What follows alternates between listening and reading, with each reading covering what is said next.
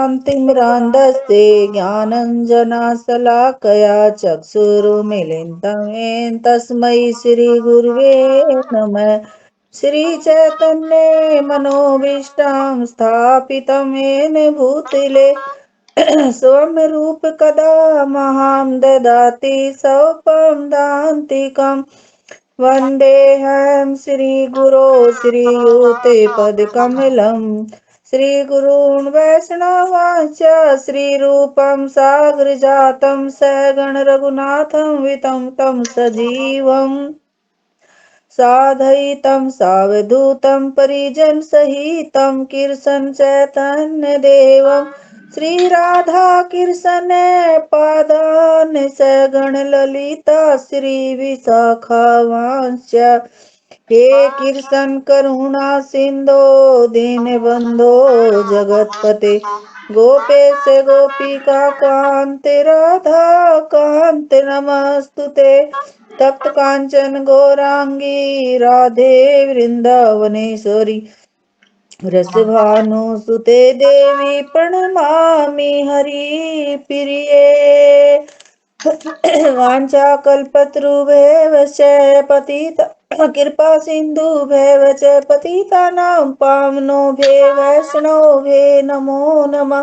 श्री कृष्ण चैतन्य प्रभु नित्यानंद श्री अद्वैत गदाधर श्रीवासादि गौर भक्त वृंद हरे कृष्णा कृष्णा कृष्णा हरे हरे हरे राम राम राम हरे हरे।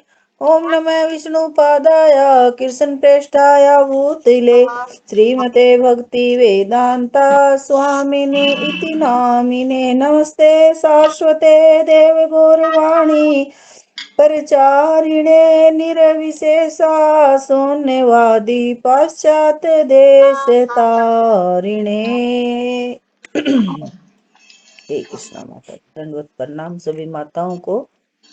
आज नई पुस्तक शुरू कर रहे हैं माता जी श्री कृष्णा, और वो पेज भेज रखे हैं, सभी माताएं अपना खोल के देख लेना जिसके पास कृष्णा पुस्तक नहीं है वो। हरे कृष्णा माता जी। यहाँ माता जी यहाँ से शुरू करें ना, जॉर्ज हरिसन की ओर से 2 शब्द। हाँ, यहीं से शुरू कर लेते हैं, या फिर चैप्टर चैप्टर ठीक है पढ़ने हो तो चैप्टर भी कर सकते हो। माता जी, कोई जैसे नहीं, थोड़ा पढ़ लेते हैं ये भी। हाँ, तो नहीं, इसके बाद प्रस्तावना भी है और भूमिका भी है माता जी इसमें। फिर पढ़िए, चलो हाँ शुरू से कर पढ़ लेते हैं, पढ़िए। हाँ चलो ठीक है माता जी। जॉर्ज हरिसन की ओर से 2 शब्द। माता जी पढ़ना ही है ना सिर्फ? नहीं, अगर आप और एक्सप्लेन कर सकते हैं, थोड़ा बहुत समझा सकते हैं, समझाइए। क्योंकि जो हाँ नए ठीक भक्त है हैं, उन्हें माता समझ नहीं जी, आएगा ना, आप समझा सकते हैं। कुछ समझ आएगा तो मैं बता दूंगी, कि नहीं मैं तो आएगा तो आज फिर आप मैंने तो ये देखा नहीं ना कुछ भी, क्योंकि मैं आज गौशाला चली गई थी। फिर वहां से आके मैं घर में देखा लगी हुई हूँ सुबह से, देखा काम तो ही में। मैंने भी नहीं। पर चलो जो आएगा समझ में तो हाँ बता हाँ, दूंगी, ठीक कुछ ठीक नहीं है। आएगा तो रिवीजन कर देती हूँ। हाँ जी। प्रत्येक व्यक्ति भगवान श्री कृष्ण की खोज में है। कुछ लोगों को अनुभव नहीं होता कि वे खोज में हैं, किंतु वे खोज में रहते हैं। श्री कृष्ण ईश्वर हैं, जो कुछ भी विद्यमान है उसके स्रोत हैं। जो कुछ है, जो कुछ था या जो कुछ होगा, उस सब के कारण है, क्योंकि ईश्वर असीम है। अतएव उनके नाम भी अनेक हैं। अल्लाह, बुद्ध, जेहो व राम, ये सभी श्री कृष्ण हैं और सभी एक हैं। ईश्वर निराकार नहीं है, उनके निराकार तथा साकार दोनों स्वरूप हैं और उनका व्यक्तित्व परम शाश्वत आनंदमय तथा ज्ञान से पूर्ण है। जिस प्रकार सागर के जल की प्रत्येक बूंद में सागर जल से गुण रहते हैं, उसी तरह हमारी चेतना में भी ईश्वर की चेतना के सारे गुण रहते हैं। लेकिन भौतिक शक्ति, भौतिक देह, इंद्रिय सुख, भौतिक संपदा, अहंकार इत्यादि से तादात्म्य तथा आसक्ति के कारण हमारी वास्तविक दिव्य चेतना कलुषित हो गई है और मलिन दर्पण की भांति यह शुद्ध प्रतिबिंब को परिवर्तित करने में अक्षम है। यहाँ प्रभुपाद जी हमें यही समझाने की कोशिश कर रहे हैं कि भगवान श्री कृष्ण ईश्वर हैं और वो कुछ भी है, वो विद्यमान है, हर जगह विद्यमान है, हर स्रोत में है। और सब के कारण भगवान ही है। जो भी संसार में विद्यमान है या जो कुछ भी है वो। हरे कृष्ण माता जी, 1 मिनट।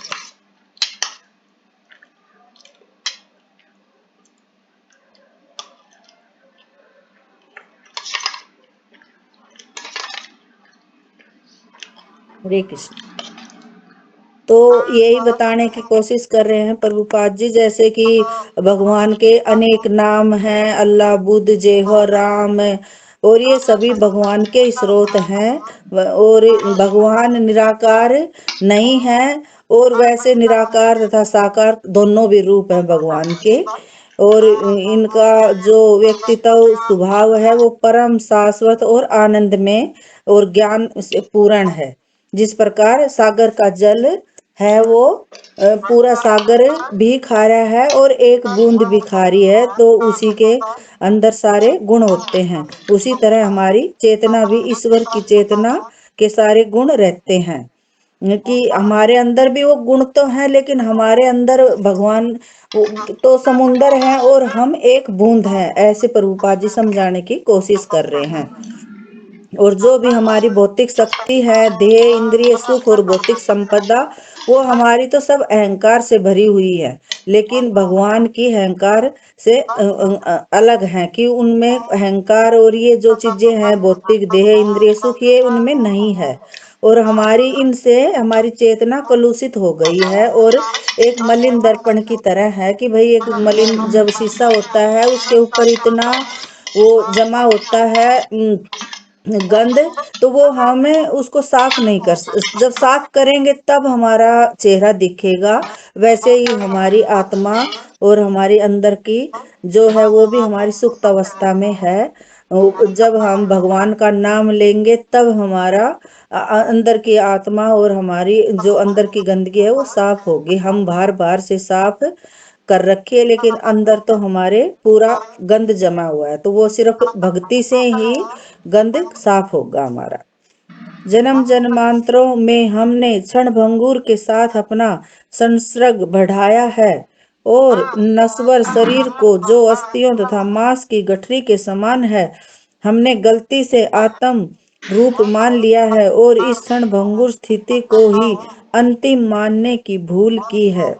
यहाँ पर प्रभुपाद जी यही बता रहे हैं कि जन्म जन्मांतरों तक हमने कितने ही जन्म जन्मांतरों तक क्षण भंगुर में साथ अपना वो जन्म लिए हैं और मर गए हैं, लेकिन हमारा कोई वो नहीं है। और हमारा जो ये शरीर है ये नश्वर है, और ये मांसपेशियों हड्डियों से बना हुआ है। और हम अपनी आत्मा का स्वरूप इसी को मान लेते हैं, आत्मा को नहीं मानते। कि जो है ये शरीर, शरीर को ही हम सब कुछ मानते हैं, आत्मा को तो हम भूले बैठे हैं कि हमारे अंदर भी कुछ है। सभी युगों में महान संत इसके ज्वलंत प्रमाण रहे हैं कि ईश्वर चेतना की अविनाशी स्थायी स्थिति सभी जीव आत्माओं में जागृत की जा सकती है। प्रत्येक आत्मा मूलत दैवी है। श्रीमद् भगवत गीता में भगवान श्री कृष्ण कहते हैं, आत्मा आत्म आत्म में सुदृढ़ समस्त भौतिक कलमश से मुक्त हुआ योगी परम चेतना के संपर्क में सुख की चरम सिद्ध अवस्था प्राप्त करता है। यहाँ श्री भगवत गीता का ये श्लोक कोट किया गया है। छठा श्लोक का 28वां, छठा अध्याय और 28वां श्लोक बता रहे हैं कि हमारी जो भगवान श्री कृष्ण कहते हैं आत्मा में सुदृढ़ समस्त भौतिक कलमश, कि यहाँ बता रहे हैं कि आत्मा के अंदर सब भौतिक कलमश भरे हुए हैं अंदर। तो वो एक योगी की परम चेतना से ही हमें सुख की प्राप्ति होगी, कि मतलब सिद्ध अवस्था से प्राप्त होगी, मतलब कि भगवान की भक्ति करने से ही वो साफ होगा। इतने तो हमारे अंदर कलमश ही रहेंगे, वो कलमश भगवान की भक्ति करने से और भगवान के जो भगत हैं उनकी शरण लेने से ही हम शुद्ध हो सकते हैं, वैसे नहीं होंगे। यदि ईश्वर हैं तो मैं उसे देखना चाहता हूँ, बिना प्रमाण के किसी वस्तु पर विश्वास करना व्यर्थ है। कृष्ण भावना अमृत में ध्यान ऐसी विधियां हैं जिनसे ईश्वर की वास्तविक अनुभूति हो जाती है, और आप सचमुच ही ईश्वर का दर्शन कर सकते हैं और उनको सुन सकते हैं तथा उनके साथ खेल सकते हैं, भले ही यह पागलपन लगे।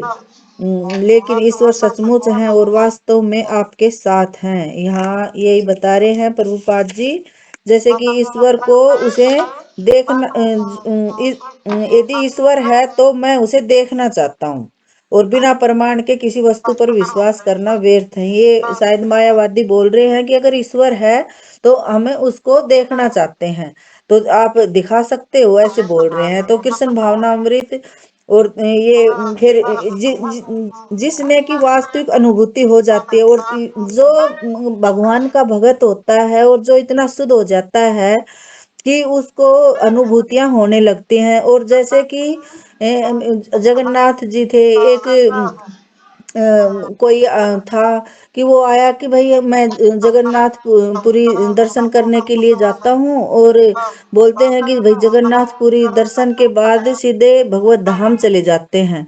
तो वो आया दर्शन करके और वापस चला गया। तो मन में सोच के जा रहा है कि बोलते हैं कि दर्शन करने के बाद भगवत धाम जाते हैं, वहीं से जगन्नाथ जी लेके, मेरे को माता जी पूरी तरह ये नहीं आती, लेकिन थोड़ी थोड़ी दिमाग में है, गलती हो तो आप बता देना। तो फिर वो जगन्नाथ जी ने सोचा कि ये तो मेरा भगत आया और आके इसको वापस भी चल दिया। तो जगन्नाथ जी वहां उसको वापस जाते हुए को मिले, कि बोले कहाँ गए थे? बोले मैं तो दर्शन करने के लिए गया था, कि बोलते हैं कि वहां से सीधा भगवत धाम जाते हैं, लेकिन ऐसा तो कुछ नहीं है, हम तो वापिस आ गए। तब बोला एक बार बोल के तो देखो कि भाई मेरे को भगवत धाम जाना है, जाने वाला तो तैयार बैठा है, ले जाने वाला तो, लेकिन कोई आए तो सही इस भाव से, तभी तो लेके जाए। और भी कई ऐसी घटनाएं होती हैं, जैसे लड्डू गोपाल की भी, लेकिन मैं अब फटाफट पढ़ देती हूँ माता जी। ये खेलवाड़ी भी एक है, कौन से है उनका तो मेरा ध्यान नहीं। और जब मंदिर में से उठ के अल्टर में से खेलने बाहर आ गए थे। योग के अनेक पंथ हैं, राजयोग, ज्ञान योग, हठ योग, कर्म योग, भक्ति योग, और इन सबों की प्रशंसा उनके आचार्यों द्वारा की जाती है। यहाँ ये योग के वो बताए हैं सारे नाम। स्वामी भक्ति वेदांत, जैसा कि उनकी उपाधि से प्रकट है, एक भक्ति योगी है जो भक्ति मार्ग के पथिक है, और मनसा वाचा कर्मणा ईश्वर की सेवा करने से तथा ईश्वर के पवित्र नामों के कीर्तन से भगत में तुरंत ही ईश्वर चेतना विकसित होती है। यहाँ यही बता रहे हैं स्वामी भक्ति वेदांत की उपाधि से जो प्रकट होता है भक्ति योगी, और भक्ति मार्ग के जो पथिक है, मन सा जो मन से, कर्म से, वाणी से जो ईश्वर की सेवा करता है, उसको ही भगवान नाम के पवित्र नामों लेते ही उनको अनुभूति होती है। जैसे कि कई भगत होते हैं, वो जो नए नए जुड़ते हैं तो भी उनके जो मन, वाणी और उनसे वो भगवान के पहले से ही भगत होते हैं, तो वो एकदम से उनको अनुभव होने लगता है। तो ऐसे भी होते हैं जो, लेकिन वो पहले से भक्ति करे हुए होते हैं। तो हमें कभी भी ये, चाहे कोई नया जुड़ा है, तो हमें ये नहीं सोचना चाहिए कि तो नया है, मैं पुराना हूँ, मेरे को तो सब कुछ आता है। किसी को नहीं पता कि अगले के अंदर कितनी भक्ति है, तो इससे भी अपराध लगता है। हमें कभी भी ये बात नहीं सोचनी चाहिए, मन में भी नहीं लानी चाहिए। हरे कृष्ण कृष्ण कृष्ण हरे हरे, हरे राम राम राम हरे हरे का कीर्तन करने से मनुष्य को निश्चित रूप से कृष्ण चेतना, कृष्ण भावना प्राप्त होती है। रस का प्रमाण रसना है। मेरी प्रार्थना है कि आप इस पुस्तक लीला पुरुषोत्तम भगवान श्री कृष्ण का लाभ उठाएं और इसके मर्म को समझने का प्रयास करें। मेरी यह भी प्रार्थना है कि आप योग की इस आत्म मुक्ति की विधि द्वारा अब ईश्वर के से साक्षात्कार करने का निर्णय लें और शांति लाभ करें। आपको चाहिए केवल प्रेम। श्री कृष्ण हरि बोल।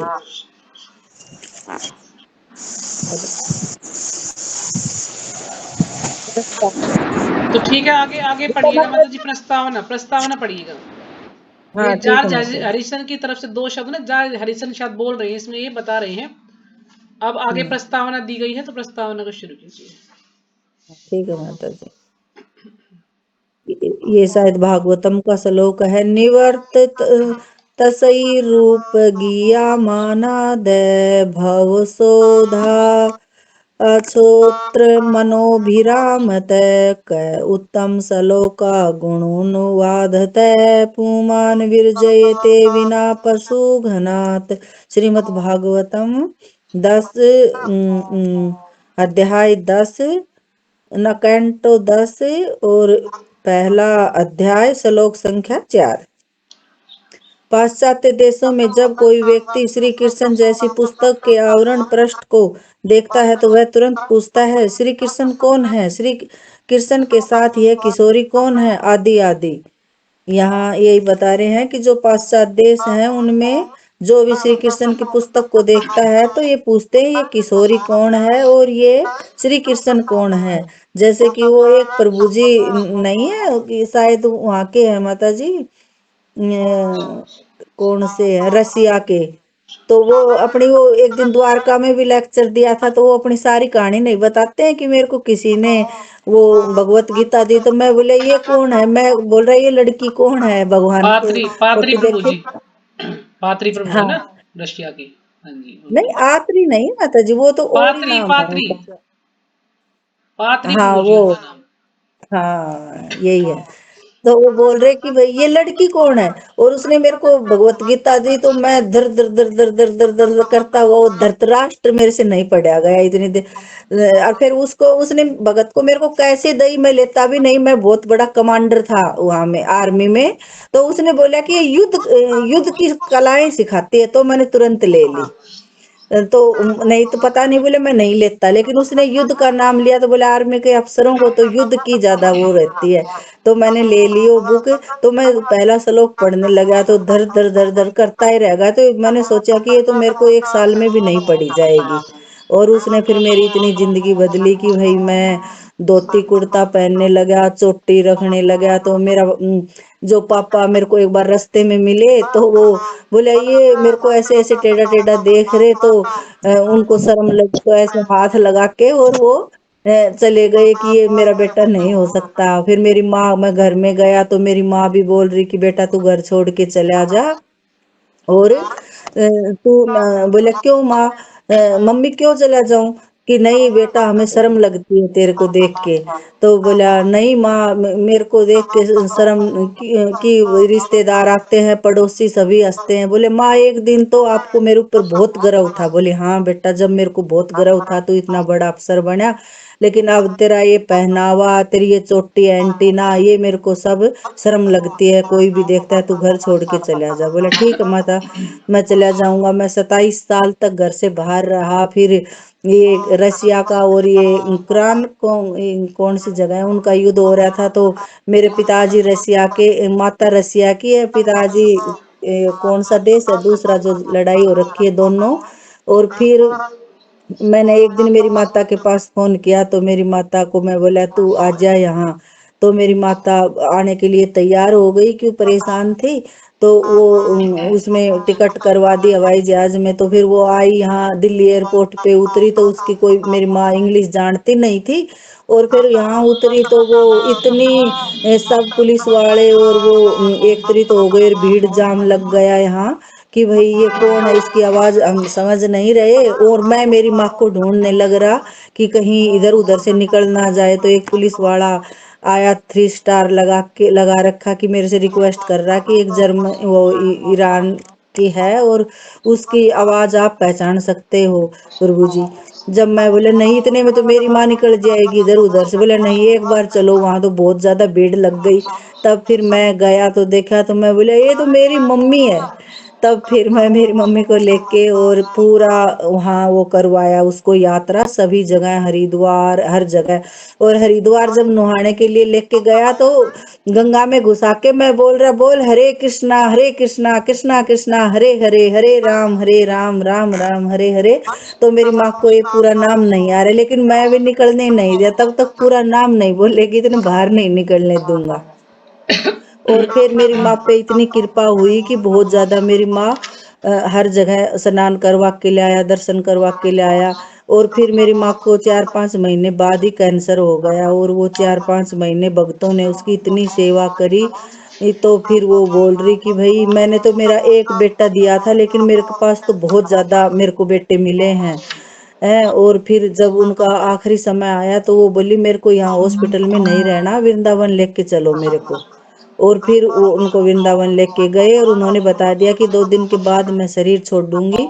तो उन्होंने 2 दिन के बाद ही शरीर छोड़ा। और वो इतनी भगवान की उनको पहले पता चल गया था कि भाई मैं भगवत धाम ही जाऊंगी। और उनको राधा रानी ने कैसे बता रहे थे, दर्शन भी शायद दिए, और उन्होंने जो बातें बताई वो सब वैसी ही हुई। उनकी 2 दिन पहले बाद में मौत बताई थी, वैसे ही उनका मान लो आखिरी समय आया। ये मेरे को पूरा याद भी नहीं, कई दिन पहले माता जी सुना था मैंने, और वैसे मेरे मन से सभी भक्तों ने सुन भी रखी होगी ये। इसका तत्काल उत्तर है कि श्री कृष्ण परम श्री भगवान है। वह कैसे हैं? इसलिए कि वे परमेश्वर के वर्णनों से पूरी तरह मेल खाते हैं। और दूसरे शब्दों में श्री कृष्ण भगवान हैं क्योंकि वे सर्व आकर्षक हैं। पूर्ण आकर्षण सिद्धांत के अतिरिक्त श्री भगवान शब्द का कोई अर्थ नहीं रहता, तो कोई सर्व आकर्षक किस तरह हो सकता है? सबसे पहली बात तो यह है कि यदि कोई अत्यंत धनी है और उसके पास अत्यधिक धन है तो वह सामान्य जनता के लिए आकर्षक हो जाता है। यहाँ यही बता रहे हैं कि भाई भगवान तो सर्व आकर्षक हैं, कि उनसे सभी आकर्षक होते हैं। और पूर्ण आकर्षण सिद्धांत के अतिरिक्त श्री भगवान शब्द का कोई अर्थ नहीं रहता। और जैसे कि यहाँ ये उदाहरण दे रहे हैं कि अगर आकर्षक का मतलब है कि जैसे कि एक धनी व्यक्ति है तो सभी उसी की तरफ देखते हैं, सभी का ध्यान होता है, और कि उसके पास बहुत ज्यादा धन है। और एक सामान्य जनता के लिए वो आकर्षक का कारण बन जाता है कि भाई सभी उसकी चर्चा करते हैं। ऐसे ही अगर कोई शक्तिशाली है तो उसके लिए, जैसे कोई क्रिकेटर है या फिल्म स्टार है, यहाँ यही बता रहे हैं, अगर कोई बहुत ही सुंदर है तो भी उसका भी कि जैसे ये सुंदरी, वो क्या बोलते हैं माता जी, मेरे को नाम नहीं आता, तो वो जो होती है इनमें, वो सुंदरी क्या बोलते हैं पता नहीं। तो जैसे कि उनका फिर सभी उन्हीं के आकर्षण में रहते, लेकिन उनका थोड़े दिन के लिए होता है, लेकिन भगवान का तो हमेशा के लिए आकर्षण होता है। यहाँ ये बता रहे हैं कि संपत्ति, शक्ति, यश, सौंदर्य, ज्ञान तथा त्याग के कारण आकर्षक बनता है। जिसके पास ये 6 ऐश्वर्य एक साथ हो तो वह असीम मात्र में हो, तो यह समझना चाहिए कि वह परम श्री भगवान है। श्री भगवान के ये ऐश्वर्य परम वेदाचार्य पराशर मुनि द्वारा वर्णित किए गए हैं। यहाँ यही बता रहे हैं, जिनमें ये 6 ऐश्वर्य होते हैं वो भगवान ही है, तो लेकिन ये 6 ऐश्वर्य किसी में होते नहीं, ये सिर्फ भगवान में ही होते हैं। और ये वेदाचार्य पराशर मुनि द्वारा वर्णित किए गए हैं। हमने अनेक धनी, शक्तिशाली, विख्यात, सुंदर, विद्वान, पंडित तथा भौतिक विषयों के प्रति अनासक्त ये विरक्त व्यक्ति देखे हैं, लेकिन मानव इतिहास में हमने श्री कृष्ण के समान असीम तथा एक साथ संपत्तिवान, शक्तिशाली, विख्यात, सुंदर, बुद्धिमान तथा अनासक्त व्यक्ति नहीं देखा। पूर्ण पुरुषोत्तम भगवान श्री कृष्ण एक ऐतिहासिक पुरुष हैं जो कि 5,000 वर्ष पूर्व इस धरा पर प्रकट हुए थे। यहाँ यही बता रहे हैं प्रभुपाद जी की हमने अनेक धनी, शक्तिशाली और सुंदर, विद्वान, पंडित व्यक्ति देखे हैं, लेकिन मानव इतिहास में सबसे असीम है भगवान श्री कृष्ण, जो उनके समान कोई शक्तिशाली नहीं है, जो कि इतने विवाह किए उन्होंने, तो भी वो सबके साथ रहे। जैसे कि गोपियों के साथ हर एक, जब वो किया था तो भी हर एक गोपी के साथ था। हर एक गोपी ये समझ रही थी कि भगवान हमारे साथ है। ऐसे ही हर पत्नी समझती थी कि भाई मेरे साथ हैं भगवान, लेकिन वो सबके साथ थे। एक ऐसा एक नॉर्मल इंसान ऐसा नहीं कर सकता है, कोई भी इंसान नहीं कर सकता, सिर्फ ये भगवान ही दिखा सकते हैं। पृथ्वी पर 125 वर्षों तक रहे और उन्होंने मनुष्य के ही समान आचरण किया। वो यही बता रहे हैं कि 125 वर्षों तक इस धरा धाम पे रहे और उन्होंने एक साधारण मनुष्य की तरह ही आचरण किया, लेकिन उनके कार्यकलाप अद्वितीय थे और उनके आविर्भाव के क्षण से लेकर उनके तिरोधान के क्षण तक उनका प्रत्येक कार्य विश्व के इतिहास में अद्वितीय रहा। अतएव जो भी है जानता है कि श्री भगवान का क्या अर्थ होता है, वह श्री कृष्ण को श्री भगवान के रूप में स्वीकार कर लेगा। न तो कोई श्री भगवान के समक्ष है, न ही कोई उनसे बढ़कर है। ईश्वर महान है, ये कथन का यही आशय है।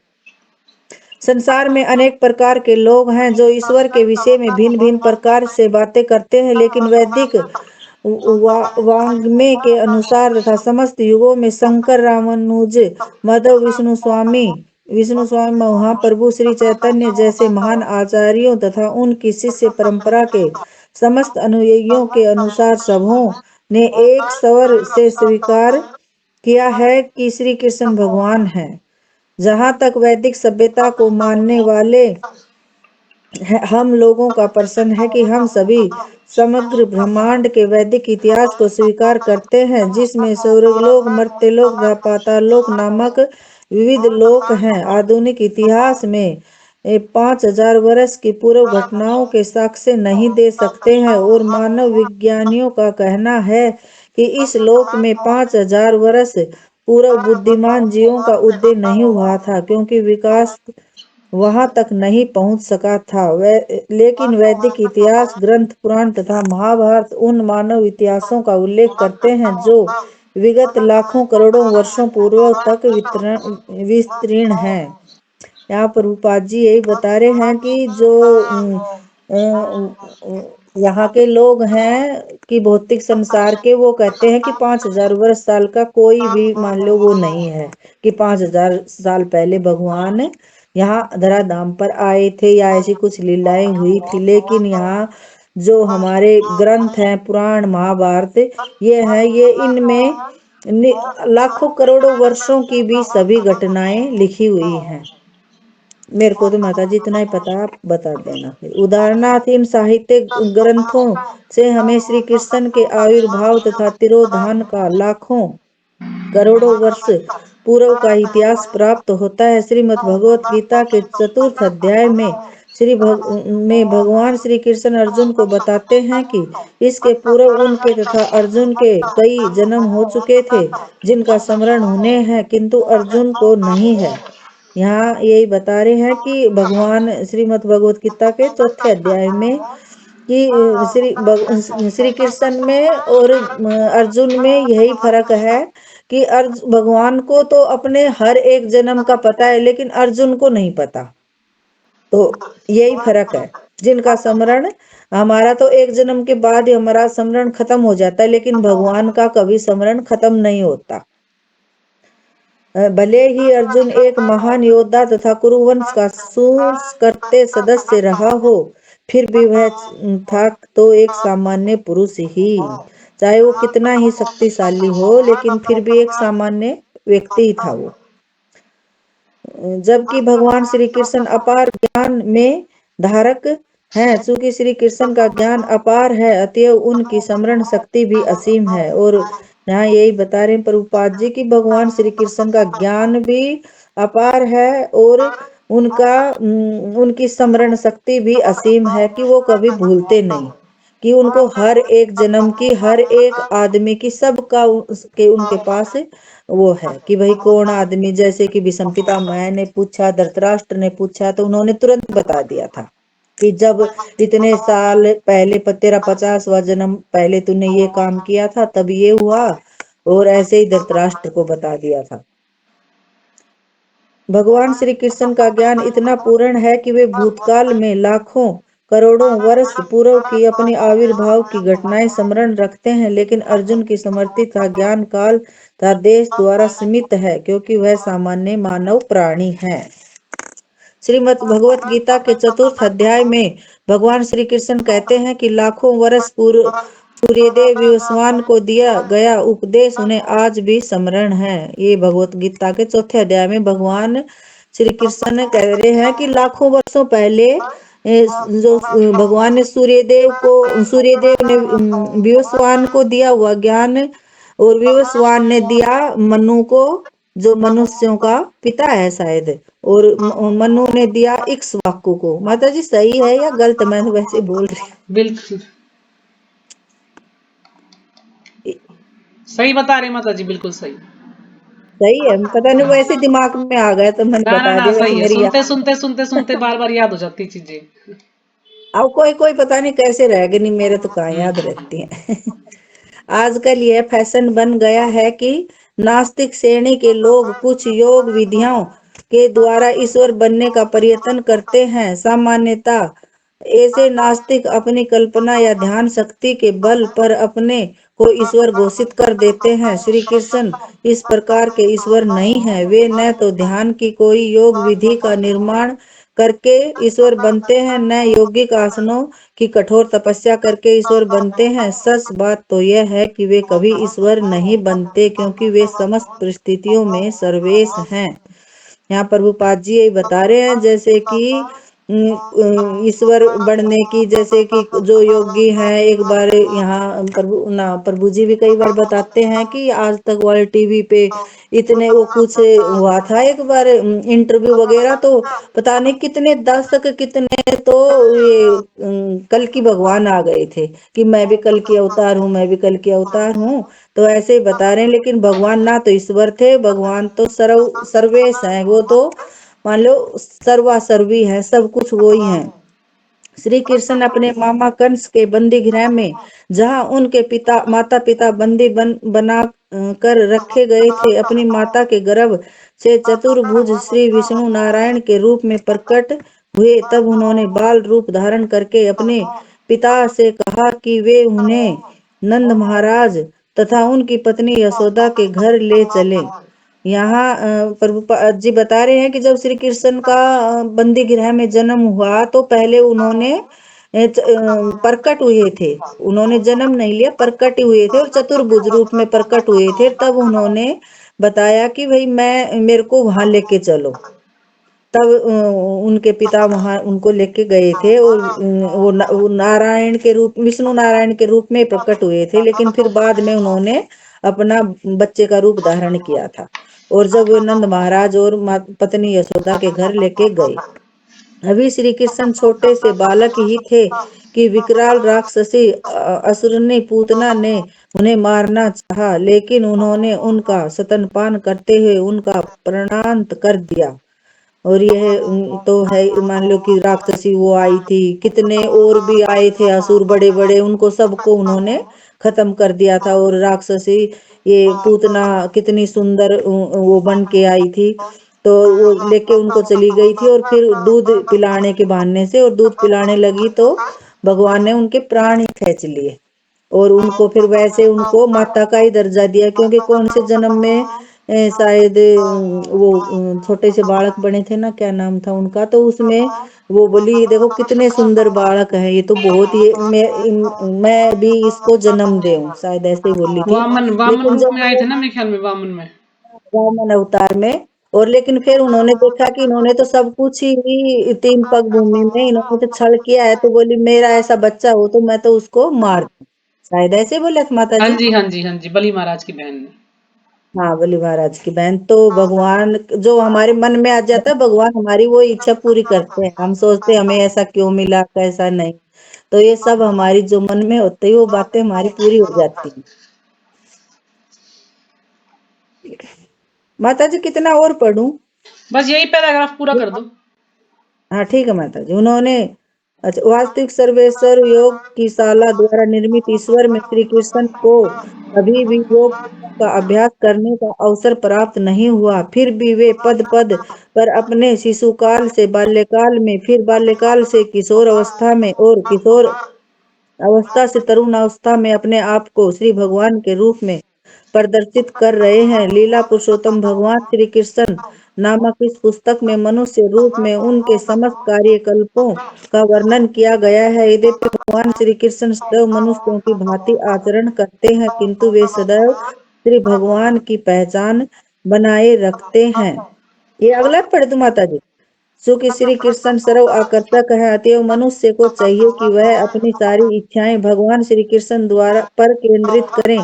श्री मद् भगवत गीता में कहा गया है कि हर व्यक्ति अपने शरीर का स्वामी है, लेकिन श्री कृष्ण जो प्रत्येक हृदय में उपस्थित परमात्मा है, परम स्वामी है और प्रत्येक शरीर के स्वामी है। अतएव यदि हम अपने सारे प्रेम को एकमात्र भगवान श्री कृष्ण पर केंद्रित करें तो तत्काल स्वतः ही विश्व प्रेम एकता तथा शांति संपन्न हो जाएगी। जब कोई वृक्ष की जड़ों को सींचता है तो वह शाखाओं की पत्तियों तथा पुष्पों को स्वतः ही सींचता होता है। जब कोई मुंह के द्वारा उदर में भोजन पहुंचाता है तो वह शरीर के विभिन्न भागों की पुष्टि करता होता है। यहाँ यही बता रहे हैं कि भाई जैसे कि हमें देवताओं की पूजा नहीं करनी चाहिए, सम्मान करना चाहिए।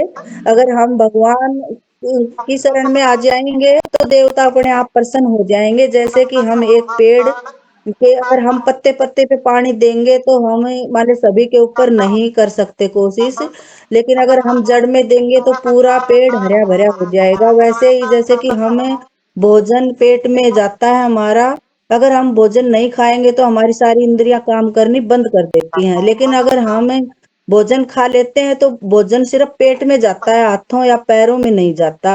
लेकिन फिर भी हम खाना खाते ही हमारा पूरा शरीर मान लो काम करने लग जाता है। हरे कृष्णा माता जी, आप समझा दो। मैंने तो रीडिंग करी है, मैंने कुछ तैयारी करी भी नहीं कि मतलब ये रीडिंग आपने ना, करनी है तो। आपने इसमें कुछ छोड़ा ही नहीं है, आपने बहुत अच्छे से इसको समझा दिया है। इसमें कुछ भी नहीं समझाने की आता कोई जरूरत ही नहीं है, कुछ भी समझाने की जरूरत नहीं है, इसमें मतलब आपने सब कुछ समझा दिया है। इसमें आगे तो बोलते स्टोरी टाइप ही आएगा, तो रीडिंग कर लेंगे जल्दी जल्दी, कुछ थोड़ा हाँ थोड़ा हाँ, बता स्टोरी है देंगे। इसमें, कुछ भी ज्यादा समझाने का है नहीं। अगर फिर भी किसी को कोई बात समझ में ना आई है तो पूछ सकता है, वैसे तो इसमें कुछ ज्यादा नहीं है, आपने बिल्कुल सही समझाया जो भी कुछ समझाया ना।